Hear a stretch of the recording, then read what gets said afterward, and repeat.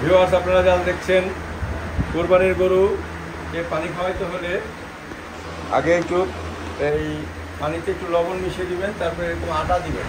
হ্যাঁ, আটা দিলে তখন ওরা একটু চুমুক দিয়ে পানি খায়। ওই মাত্র চুমুক দিয়ে খাইলো।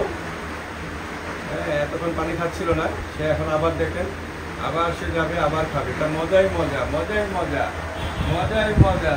যাদের গরু পানি খাচ্ছে না তারা এরকম আটা দিয়ে দিবেন। আটা দিলে ওরা মশালা অনেকক্ষণ অনেক পানি খাচ্ছে। ওকে আমরা ঘাস আর কি পুরা খাচ্ছি, ঘাস আর পুরা মিশ্রিত করে।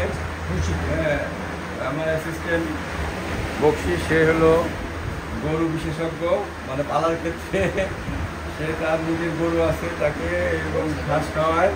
কিন্তু তার এই জিনিসটা জানা ছিল না যে পানির সাথে আটা দিলে ওরা চুমুকটা পানি খায়। ওরা অনেকক্ষণ পানি খায়, যতক্ষণ সাদা পানি খাচ্ছিল না। সাদা পানির মধ্যে আমরা একটু আটা দিয়েছি আর একটু লবণ পানি, আর এখন যে ডিহাইড্রেশন, ইলেকট্রোলাইট দাঁড়িয়ে হয়ে গেছে। এখন যেটা হবে, এই দেশাল গরুটি মাশাআল্লাহ আল্লাহর রহমতে আল্লাহ মিলিয়ে দিয়েছে আমাদেরকে। সে এখন আস্তে আস্তে যে ঘাসটা খাইছি ডাবল কাটছে এবং হজম হবে ভালো। গোসল করার ঈদের তো মজা এইটাই। গোসল কই, গরু কই, মানুষ কই,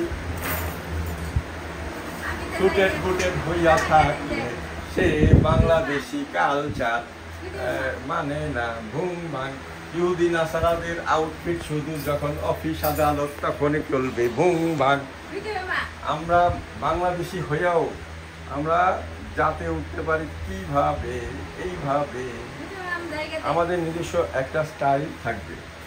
সাদা চামড়াদেরকে আমরা ব্যবহার করব, সাদা চামড়াদের ভালো জিনিস নিব, ওদের পড়াশোনা, ওদের এডুকেশন সব কিছু নিব, আর ওদের পচা জিনিসগুলোকে আমরা অ্যাভয়েড করবো।